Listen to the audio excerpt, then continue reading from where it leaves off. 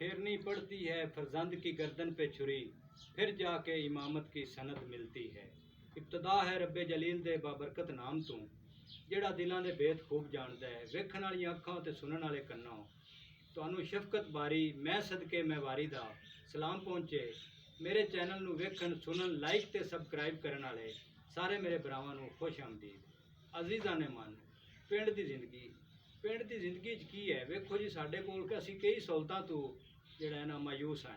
ਸਾਡੇ ਕੋਲ ਨਹੀਂ ਹੈ ਹੁਣ ਇਲਾਜ ਮੁਆਲਜੇ ਵਾਸਤੇ ਸਾਨੂੰ ਜਿਹੜਾ ਹੈ कोई तकलीफ रात ਨੂੰ ਹੋਵੇ दिन ਨੂੰ ਹੋਵੇ, ਉਹ ਸਾਡੇ ਕੋਲ ਇੱਕ ਛੋਟਾ ਜਿਹਾ ਇੱਥੇ ਹਸਪਤਾਲ ਟਾਈਪ ਬਣਿਆ ਹੈ ਤੇ ਉੱਥੇ ਸਾਡੇ ਦਿਨ ਰਾਤ ਕੋਈ ਤਕਲੀਫ ਹੋਵੇ ਸਾਨੂੰ ਦਾਰੂ ਦਵਾ ਮਿਲ ਜਾਂਦਾ ਹੈ। ਤੇ ਉੱਥੇ ਵੀ ਅਗਲੇ ਦਿਨ ਨਾ ਉਹ ਮਹਿਕਮੇ ਨੇ ਛਾਪਾ ਮਾਰਿਆ ਹੈ ਤੇ ਉਹਨਾਂ ਨੂੰ ਬੜਾ ਪਰੇਸ਼ਾਨ ਤੇ ਬਿਜ਼ਤ ਕੀਤਾ ਇਹਨੇ। ਉਹ ਹੁੰਦਾ ਉੱਥੇ ਕੀ, ਉਹ ਕਿਹੜਾ ਦਿਨ ਰਾਤ ਢਿੱਡ ਪਾੜੀ ਜਾਂਦੇ ਨੇ, ਆਪਰੇਸ਼ਨ ਕੀਤੇ ਜਾਂਦੇ ਨੇ, ਉਹ ਕੋਈ ਗੋਲੀ ਟੀਕਾ ਵਿਚਾਰੇ ਦਿੰਦੇ ਨੇ। ਖੈਰ ਇਹ ਵੀ ਗੱਲ ਐਵੇਂ ਹੀ ਹੈ ਵੀ ਪਿੰਡਾਂ ਦੇ ਡਾਕਟਰਾਂ ਦਾ ਵੀ ਇਹ ਉਹ ਆ ਸਾਡੇ ਨਾਲ ਦੇ ਪਿੰਡ ਨਾ ਜੀ, ਉਹ ਇੱਕ ਡਾਕਟਰ ਦੀ ਦੁਕਾਨ ਤੇ ਮਰੀਜ਼ ਚਲਾ ਗਿਆ, ਨਾਲ ਉਹਦੀ ਜਨਾਨੀ ਆਈ।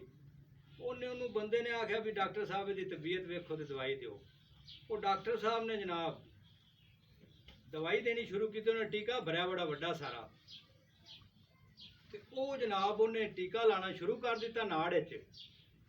ਉਹ ਥੋੜਾ ਜਿਹਾ ਟੀਕਾ ਕਿਵੇਂ ਲੱਗਿਆ ਤੇ ਉਹਨੇ ਆਖਿਆ ਵੀ, ਜਨਾਨੀ ਬੋਲੀ, ਉਹਨੇ ਆਖਿਆ ਵੀ ਡਾਕਟਰ ਸਾਹਿਬ, ਉਹ ਪਿੰਡਾ ਆਖਿਆ ਡਾਕਟਰ ਸਾਹਿਬ ਕੀ ਸਦਨਾ, ਡਾਕਦਾਰ ਹੀ ਸੱਦੇ ਨੇ।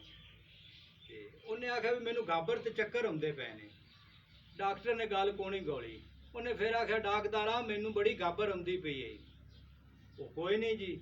ਉਹ ਫਿਰ ਉਹ ਹੋਇਆ ਵੀ ਇਹ ਵੀ ਉਹ ਨੂੰ ਟੀਕਾ ਵੀ ਥੋੜਾ ਜਿਹਾ ਰਹਿ ਗਿਆ ਤੇ ਜਨਾਨੀ ਵੀ ਮੁੱਧੀ ਹੋਣ ਲੱਗ ਪਈ। ਉਹ ਪਿੱਛੋਂ ਡਾਕਟਰ ਨੇ ਟੀਕਾ ਵੀ ਸਾਰਾ ਦਬਾ ਦਿੱਤਾ ਤੇ ਜਨਾਨੀ ਮੁੱਧੀ ਜਾ ਵੀ ਤੇ ਡਾਕਟਰਾਂ ਦਾ ਵੀ ਬਾਕੀ ਤਾਂ ਮੈਂ ਆਦੀ ਬੂਆ ਨੂੰ ਲਾਣਾ ਹੈ।